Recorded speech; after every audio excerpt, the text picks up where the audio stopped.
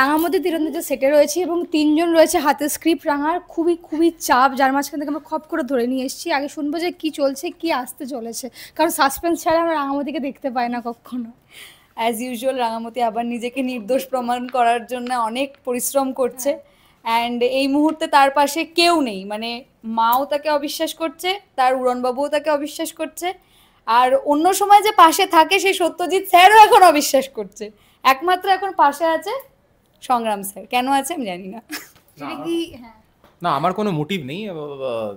গল্প অনুযায়ী যেটা দেখানো হচ্ছে যে আমি একজন ন্যাশনাল চ্যাম্পিয়ন আর্চার, তো আমার লাইফে যেহেতু কোনো উদ্দেশ্য ছিল না বলে আমার ইচ্ছে যে আমি একজন প্লেয়ারকে ন্যাশনাল থেকে ইন্টারন্যাশনাল লেভেলে নিয়ে যেতে পারি। সেখান থেকে রাঙামতিকে যখন আমি খুঁজে পাই, আমি ওর মধ্যে ওই স্পেশাল স্পার্কটা খুঁজে পাই যেটা অন্য প্লেয়ারে পাইনি। সো ও অনেস্ট একটা মেয়ে, যেই জায়গা থেকে এসছে আর যা যা ওর জীবনে প্রবলেম চলছে সেখান থেকে ওকে সাপোর্ট করার জন্যই আমি ওর পাশে দাঁড়িয়ে আছি। তাছাড়া আমার কোনো উদ্দেশ্য নেই, কোনো ফ্যামিলিও নেই। তারপরে এবার যা গল্প আসবে, ফ্যামিলি হবে না হবে সেটা তো গল্পই বলবে। দর্শক বলছে এটা নাকি লাভে ফার্স্ট সাইড হচ্ছে, সেই জন্যই নাকি রাঙাকে এত সাপোর্ট করে, এটা কি সত্যি? আমি নিজেও জানি না এর আগে একটাও লাভ হয়েছিল কি হয়নি, তো ফার্স্ট সাইড না সেকেন্ড সাইড বলতে পারবো না। বাট হ্যাঁ, মানে ও একজন স্পেশাল পার্সন আমার লাইফে গল্প অনুযায়ী, তো তার জন্য ওকে সাপোর্ট করছে। আগে মেনশন করে দিল যে গল্প অনুযায়ী। বেসিক্যালি সংগ্রাম সেনের লাইফে কিক ছিল না, এখন কিক চলে এসেছে। ও হ্যাঁ, সত্যজিৎ স্যার যেহেতু পেছন, আচ্ছা আমি যে বললাম যে সত্যজিৎ স্যার বলি, আমি যে বললাম সত্যজিৎ স্যারও আমাকে এবারে ভুল বুঝেছে, ওটা নিশ্চয়ই ওনার খারাপ লেগেছে, তাই কারণটাও বলে দিতে বলছে। আমি জেল ভেঙে পালিয়েছি, সেই জন্য সত্যজিৎ স্যার যেহেতু খুব সৎ, বাবা সবার দ্বারা বলছি ভাই, তোর কথাও বলবো। এবার যেহেতু আমি জেল ভেঙে পালিয়েছি আর সত্যজিৎ স্যার একজন খুব সৎ পুলিশ অফিসার, তাই এটা ওনার খুব কি বলবো মোরালের বাইরে এগেনস্টে গেছে, সেই জন্যে উনি এখন ভাবছেন যে হয়তো সত্যিই রাঙা অন্যায় করেছে, সেজন্য পালিয়ে বেড়াচ্ছে। আর হ্যাঁ, ও যেটা বললো আমি একা পালাইনি, ও ঘুমোচ্ছিল, ওর পা ধরে টেনে ওর জেল থেকে ওকে বের করে নিয়ে এসেছে। ওনার পুরো খাটনিটাই পণ্ডশ্রম গেছে। ওই যে এত কষ্ট করে আমাকে খুঁজে বার করা, জেলে আনা, তুই পরের দিন রাত্রেবেলা আমাকে গুম করে দিলি। ইনফ্যাক্ট আমি তো রাঙাকে বিশ্বাস করেছিলাম। ও যখন আমার বাড়িতে এসেছিল, আমি ওকে বিশ্বাস করেই ঘরের মধ্যে মানে ওকে বসতে দিয়েছি, ফোন করেছি ওর কথায়, ওর সামনে স্পিকারে শুনিয়েছি যে থানায় পুলিশ অফিসার ওর সামনেই বলেছে এরম কোনো ঘটনাই ঘটেনি। ও যেই আমার তথ্যটা এনেছিল আমার কাছে যে গ্রামে বাচ্চাদের আর মেয়েদের কিডন্যাপ করা হয়েছে, সেইটা শুনেছে ও নিজে। তারপরে যখন আমি ওকে ধরতে যাবো, আমি ঘুরেছি, দেখছি ও নেই, ও পালিয়ে গেছে। সেই জন্য স্ক্যাম দিচ্ছে। আমি যখন দেখছি এই মরেছে, আমি যেটা বলেছি সেটা ঢপ হয়ে গেছে, তো আমাকেই ধরবে ঘুরিয়ে, হাতে বন্দুক নিয়ে, এক হাতে বন্দুক আর এক হাতে ফোন, তাহলে কেউ ভয়ে পালাবে না। এটাও বলেছি যে আমি কষ্ট পেয়েছি রাঙা তোমার এই ব্যবহারে, সেটাও ওকে আমি জানিয়েছি। ও তখন সেটা বলেছে, হ্যাঁ সত্যি স্যার, আমার এটা আমি বুঝতে পারছি, তুই একটা সৎ পুলিশ অফিসার, তোর কাছে এটা বড় কষ্টদায়ক, কিন্তু আমি নিজেকে প্রমাণ করব। কিন্তু ওর কাছে কোনো প্রমাণ ছিল না, এখনও প্রমাণের জন্য দৌড়াদৌড়ি করছে, তাই জন্যই ও লক আপ খুলে পালিয়েছে। তাই জন্য মন্দির স্ক্রিপ্টটাও পড়ছে। হ্যাঁ, প্রচুর প্রচুর ডায়লগ।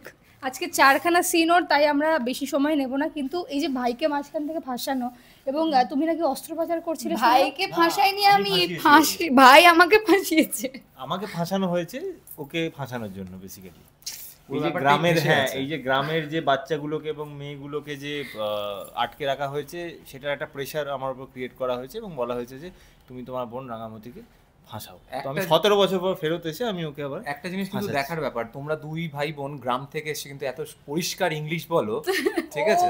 হ্যাঁ সেটাই, এটা কিন্তু দেখার মতো আছে, কি ফাঁসাচ্ছ তোমরা। আচ্ছা, ভাই কেন ফাঁসিয়েছে? শুধুমাত্র লোভের জন্য নাকি রাগ নাকি কিসের জন্য?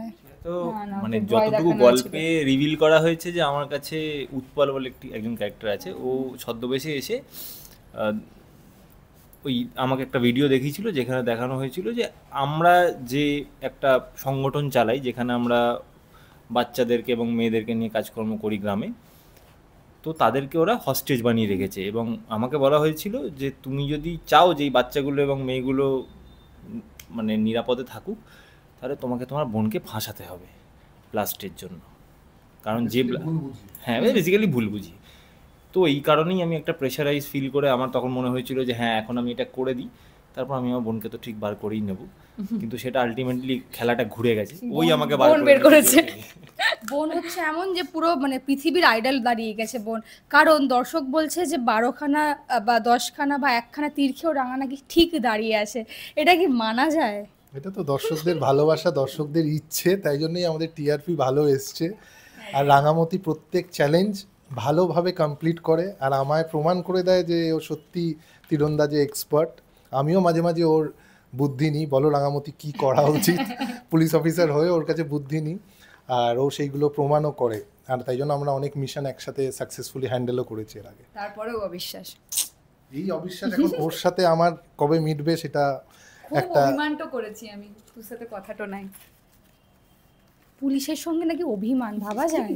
আর তার থেকেও যেটা জিজ্ঞেস করার যে ও মানে খুব চেষ্টা করছিল স্ক্রিপ্টটা মুখস্থ করার, যেটার জন্য আমরা বারবার ওকে পোক করছিলাম যে চল প্লিজ চল। এই 4খানা স্ক্রিপ্ট নিয়ে নাকি ও বাথরুমে গেছে, গিয়ে মুখস্থ করার চেষ্টা করছে, গিয়ে পুরো ব্ল্যাঙ্ক বসে পড়ছিলাম, বাট কিছুই মাথায় ঢুকলো না, ভাবলাম যাই আগে ইন্টারভিউটা দিয়ে আসি। মুখস্থ হয় এতগুলো স্ক্রিপ্ট পরপর? কত মিনিট সময় পাও সেটা বলে দাও। হ্যাঁ, খুব টাইমটা কম পায়, আদারওয়াইজ হয়ে যায়, একটু মন দিয়ে পড়লেই হয়ে যায়। এটা মানে দর্শকের ইউএসপি, তাই তো বলতে পারো। আচ্ছা একলব্যকে কি মিস করছো? দেখে মনে হচ্ছে মিস করছি। আপনারা বেকার বলছেন, ও ভালোবাসে না আর মোটামুটি, তাই তো? না, অ্যাকচুয়ালি রাঙামতি একলব্যকে খুব ভালোবাসে, আর এখন একসাথে তো সিন হয়ই না, বাড়ির একদম কমপ্লিট আলাদা একটা ট্র্যাক, আমাদের এদিকে একটা আলাদা ট্র্যাক হয়ে গেছে। তো হ্যাঁ, একসাথে সিন হয় না, অনস্ক্রিন তো দূরে থাক, অফ স্ক্রিনও আমাদের দেখা হয় না, কারণ আমাদের মেকআপ রুম দুটো এত অ্যাপার্ট যে খুব একটা দেখা হয় না। বাট এই তোমরা যখন মাঝে মাঝে আসো ইন্টারভিউ নিতে, আজকাল কল নেই, না হলে তো আমরা একসাথে ইন্টারভিউ দিতাম, এই যখন তোমরা আসো একসাথে ইন্টারভিউ দিতে বা খুনসুটি দেখা হয়ে গেল, তখন একটু আড্ডাই আর কি মেরে নিলাম, খুনসুটি করে নিলাম, একসাথে চা খেতে গেলাম, এই জিনিসগুলো হয়।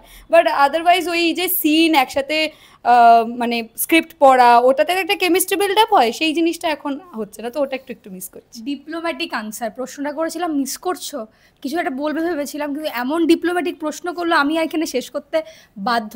চোখ রাখুন রাঙামতিতে এবং আমাদেরকেও জানাবেন কেমন লাগলো আজকের আড্ডা। টলিউডের latest update, gossip and entertainment পেতে সাবস্ক্রাইব করুন শুধুমাত্র সিটি সিনেমা, আর ফলো করুন সিটি সিনেমার Instagram, Facebook, Twitter and ShareChat page.